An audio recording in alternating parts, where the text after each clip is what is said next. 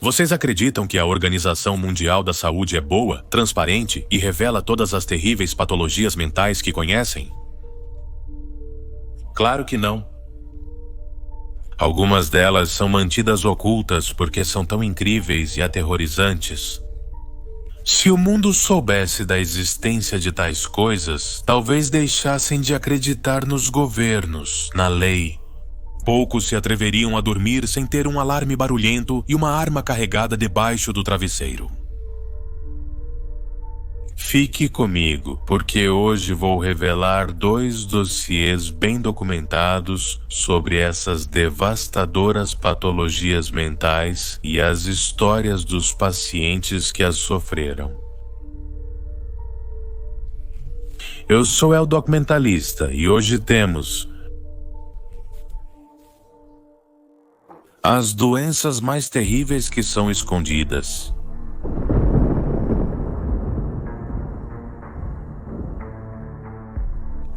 Detrimentitis sensora de Hooken. Esse é o nome que foi dado a uma doença mental bestial que se origina entre a adolescência e os 33 anos.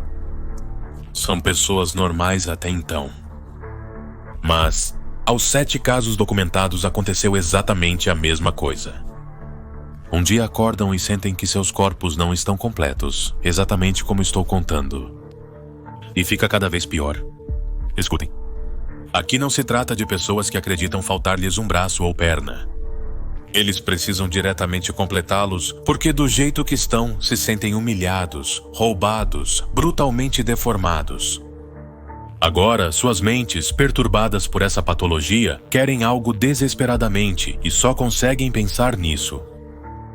Em adicionar à sua própria humanidade outro ser que os complete.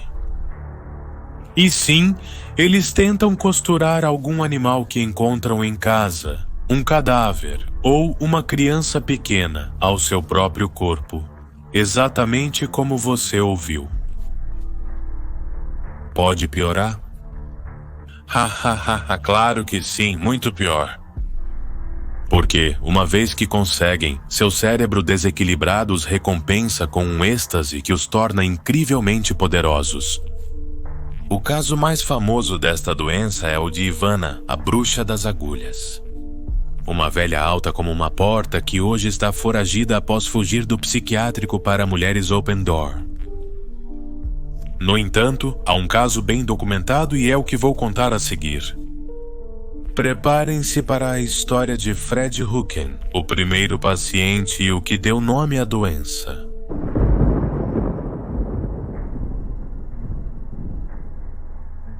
Aos 25 anos, Fred voltou da Segunda Guerra Mundial, havia servido na frente contra os alemães, mas são e salvo, retornou para sua casa em Kansas. Algumas brilhantes medalhas adornavam suas histórias de coragem, que lhe valeram a atenção das mais refinadas senhoritas. Casou-se 2 anos depois com Laura, e dessa união nasceu Oprah. Quando a pequena tinha apenas alguns meses de vida, seu pai, o bom Fred Hooken, mudou. O médico da família anotou naquela época. Chegou à consulta sozinho. Com um sobretudo. Apresenta um detrimento em sua sensibilidade física e psíquica profunda. Desfruta da dor e não a sofre. Manifestou delírios sobre Deus. Disse que Nosso Senhor o havia castigado e deixou o corpo dele incompleto para que ele o termine.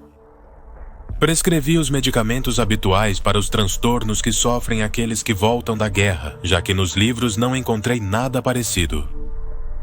Isso poderia ser um caso único, e não acredito que os comprimidos sejam suficientes.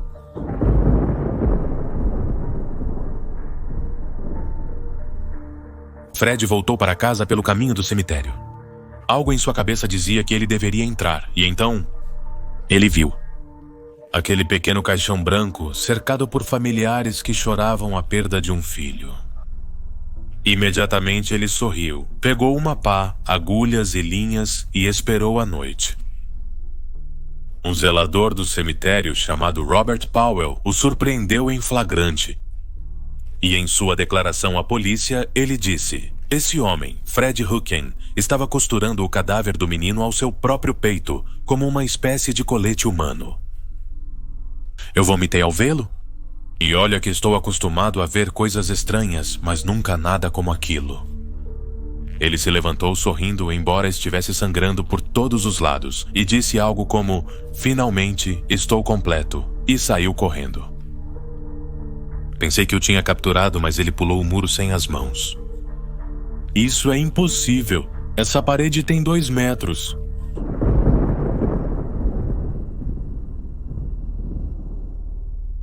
Ninguém teria acreditado no zelador se não fosse pelo fato de ele ter em sua posse a identificação de Fred Hooken, que caiu de sua calça quando ele pulou para fugir. O fugitivo matou um policial que o encontrou rondando perto de sua casa uma semana depois, e foi aí que decidiram armar uma armadilha para ele. E funcionou. Eles também estavam esperando por ele dentro do cemitério, pois haviam encontrado o corpo do menino despedaçado em um beco. E acreditavam que o lunático voltaria por outro cadáver. Mas quando Hooken percebeu que o efeito de satisfação e êxtase que lhe causava ter um morto aderido a ele, completando sua própria humanidade, não durava muito. Pensou que se costurasse um pequeno ainda vivo seria melhor.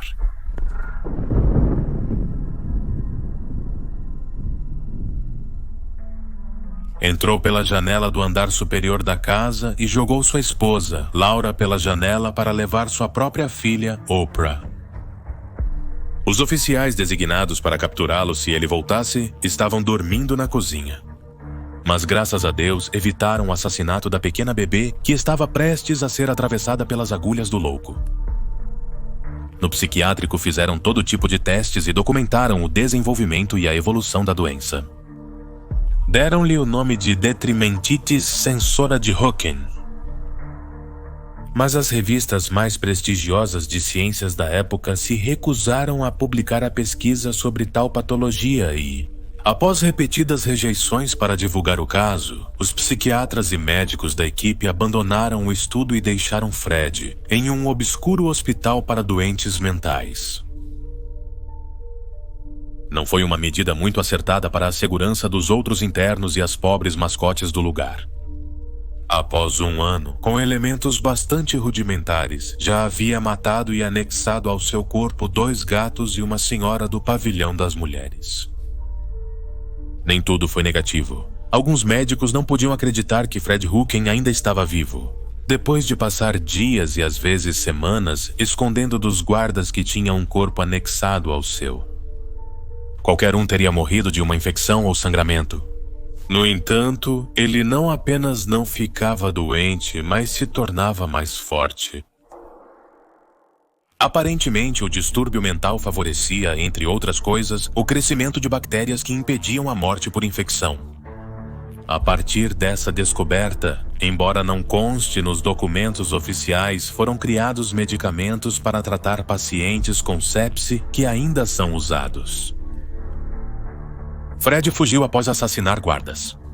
Ele carregava costurado ao seu próprio corpo o filho do diretor do manicômio, que costumava acompanhar o pai depois da escola, mas errou o caminho e entrou no pavilhão errado. De acordo com minha pesquisa, o lunático homicida morreu 35 anos depois, em uma caverna do Parque Nacional Tallgrass. A causa da sua morte é desconhecida, mas no momento em que encontraram seu cadáver, descobriram que ele tinha costurado à sua cabeça 2 irmãos gêmeos de 3 anos que foram reportados como desaparecidos na primavera de 1987.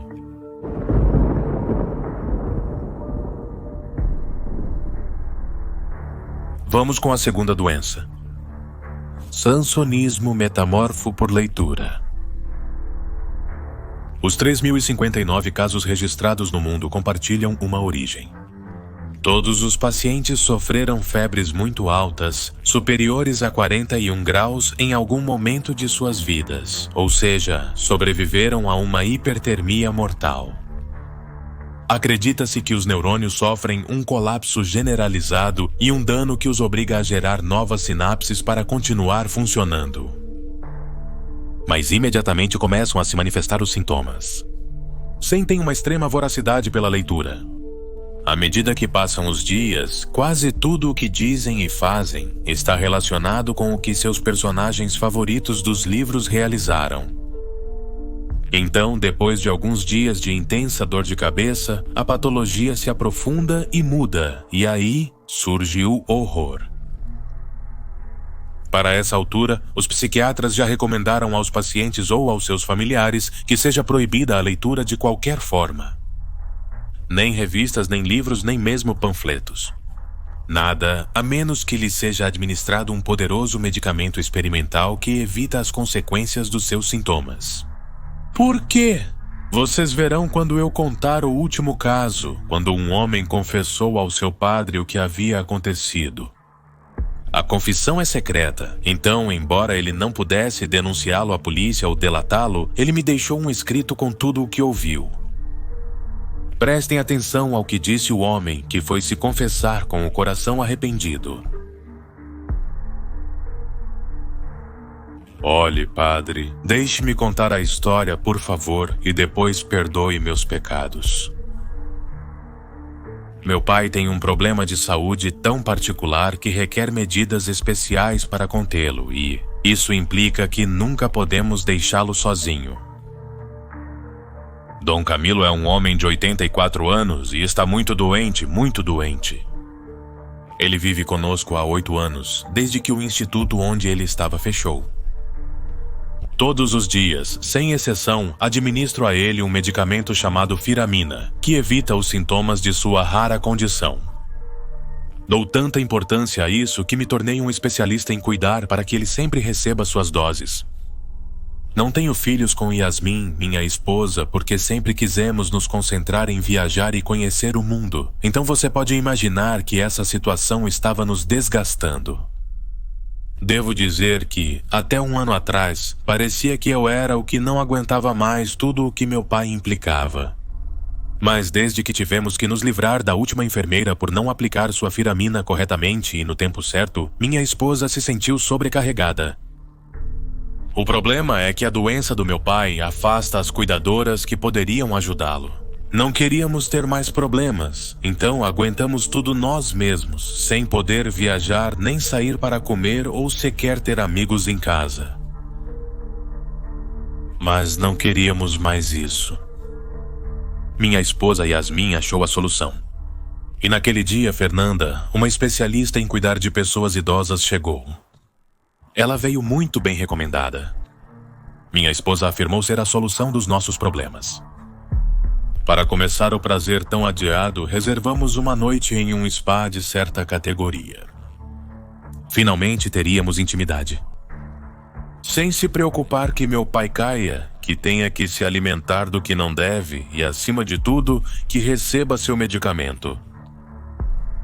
Estávamos felizes. A campainha tocou e Yasmin cumprimentou Fernanda Churnet. Ambas entraram na sala. Devo dizer que me impactou, ela era muito jovem, com ar de superioridade e belíssima.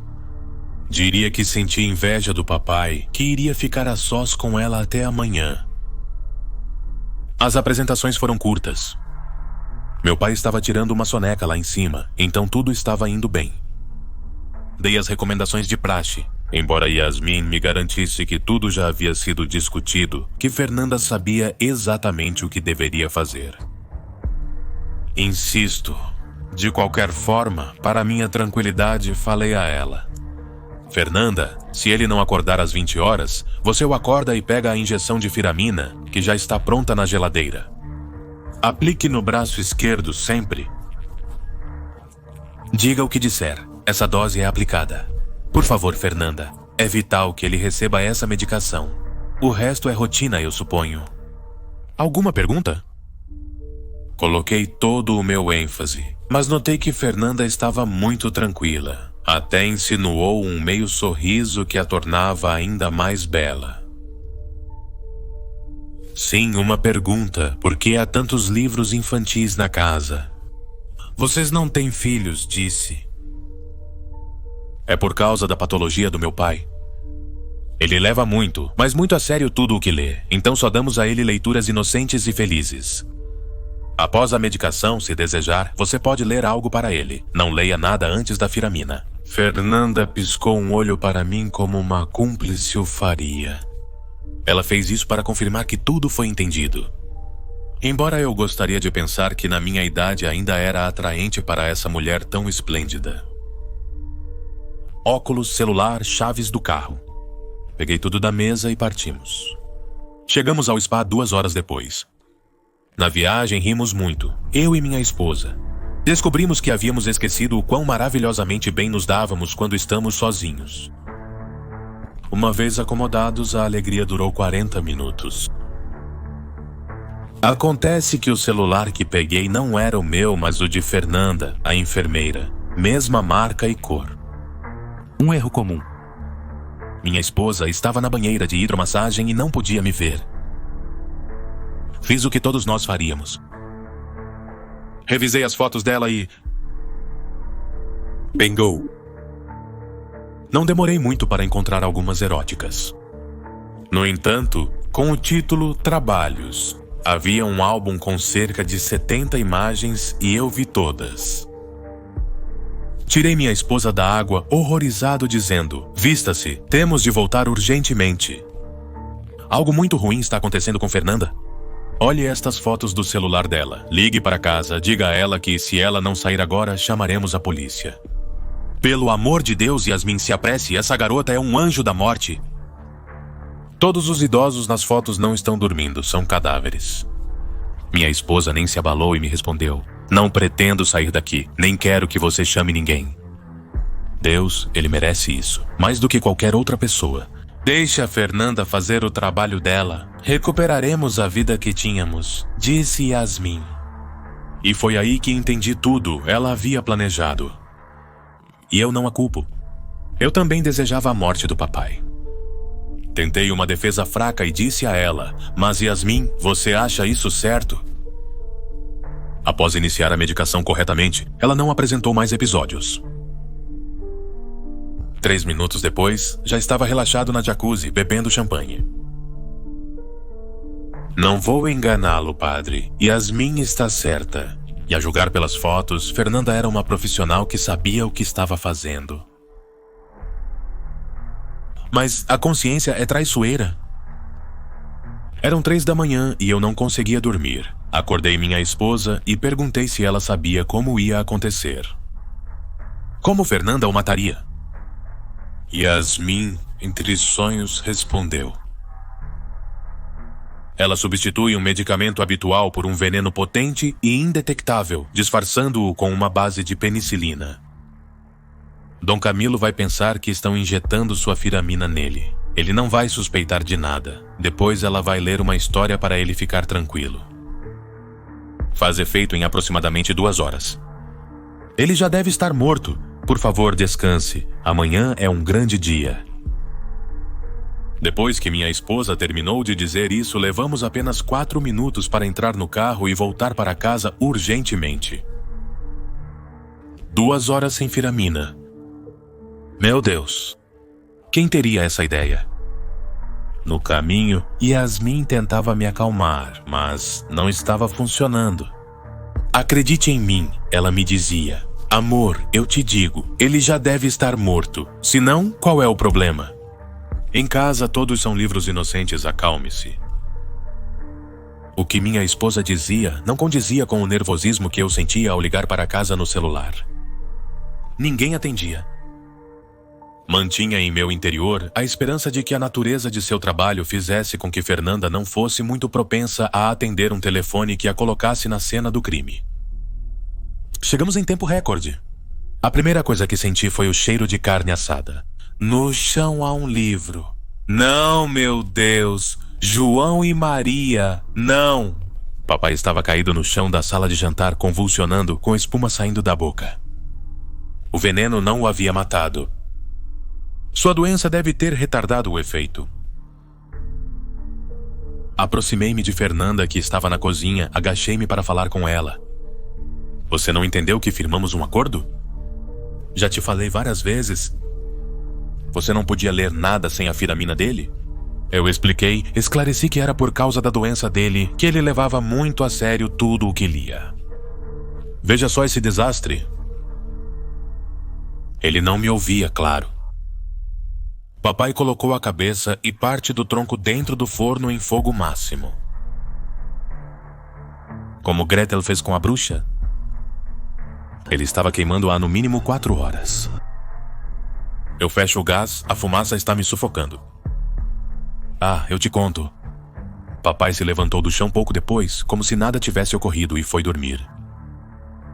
Está muito bem. Pediu gelatina e que libertássemos o irmão dele, Hansel. Levamos 10 horas para limpar tudo. Enterramos a Fernanda no fundo ao lado do corpo, meio digerido de Chapeuzinho, a enfermeira anterior.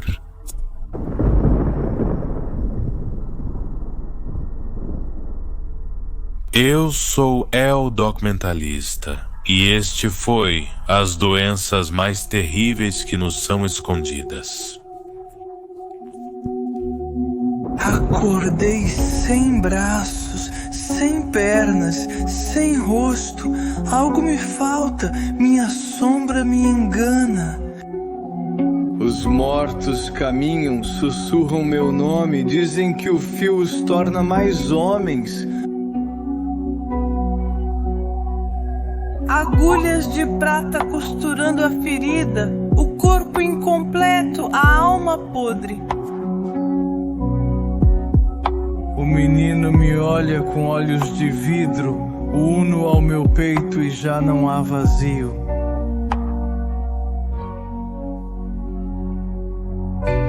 Não me toques, não me olhes, minha pele não é minha pele, minha carne não vive. Deus me fez quebrado, eu me reconstruo. Se o mundo é um corpo, eu serei o dele. A febre me queima, as letras me falam, gritam segredos em línguas estranhas. Hansel me chama do outro lado, diz que o forno já está preparado.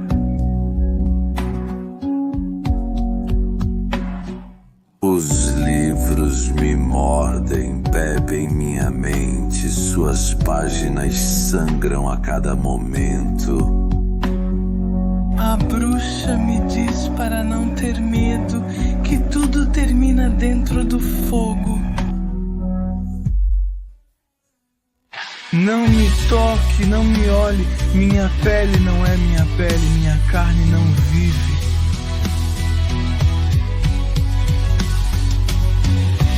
Deus me fez quebrado, eu me reconstruo. Se o mundo é um corpo, eu serei o seu.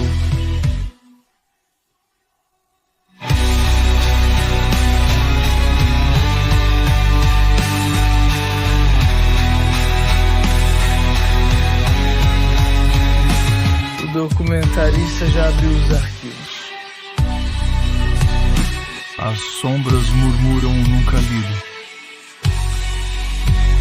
Se eu contar essa história, mordo os lábios, mas a agulha atravessa os anos.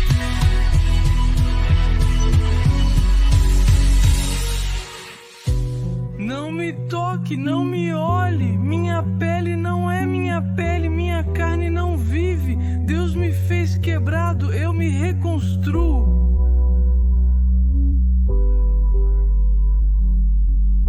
Se o mundo é um corpo, eu serei o dele. Mestre o chamam e persegue a virtude, trabalha nas sombras para servir à luz. Saudações especiais para todos os membros do canal. Andrés Ramírez, Abril Suárez, LDGR, Eliana Castañeda, Jess Lili Montes, Milagros Rutherford, Nicolás Flores, Soulja, Paulina Cabrera Jerez Jimena, Miguel Urbina, Sara Marrazo, Franco Mancilla, Wings Omega 40, Fabiana Giesa, Miguel Ángel Luis Batista Mendoza, Señorita T, Tamara Naxu, Ernesto P, Jonathan Micael Mordarotti, Paul, Brenda, Lorenzo Guarchac, Siquín, Chris Alexander, Ana María Morín, César Galvez, Big One, Freddy Villalobos, Matías Gabriel, Riquelme Fernández, Carlos Chiti, Pierre Iván Rame del Real, Detective de Energía, Germán Virgen El Chuta, María Raquel Pérez, Miguel Troncos, Vinela Vallecillas, Thomas V. Wolf, Villajoel Frieba, Adão, Rosi, Maria Félix Martínez, Héctor Bautista, Edu Ochentas, Rosário Guizate, Amália Contreras, Patrick Rosas, Alan Garcia, Lucas Mulhall, Glória Reia, Verônica Pereira, Eleonora Rose Farias, Núbia Cantu, Brian Barbie, Leonore, Julio Vidal Radiestesista, Juan Ramon Ignacio, Dani Cardea, Rosalinda Velásquez Estrada, Álvaro Medina, Queimar Chaves, Jesus Mora, Miriam Romero, José Balsino, Jonathan Pacheco, Lauis Galvão, Juan Jacobo e Carlos Montes. Obrigado e até a próxima.